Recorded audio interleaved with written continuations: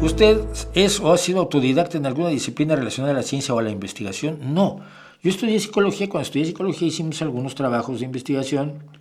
Emprendimos uno que me gustaba muchísimo, pero no. No soy autodidacta, yo tengo cultura general. Esto es lo que mucha gente detesta. Yo tengo cultura general, entonces sé por dónde van los tiros. Esto es la cultura general. Entonces, si alguien habla de vacunas para esto, sé con quién ir y preguntarle. Esto ya es periodismo.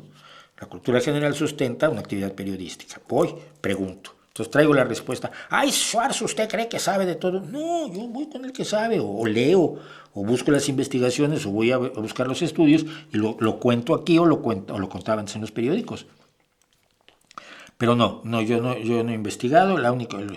Yo trabajé como asistente de investigación en un centro de primatología que había en México, en San Andrés Totoltepec, dependiente de la Facultad de Ciencias de la Universidad Nacional Autónoma de México, donde ahí trabajé con el doctor Flores, observando monos.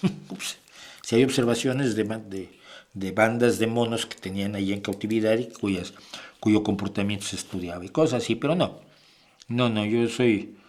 yo no tengo nada que ver con eso, soy periodista científico nada más.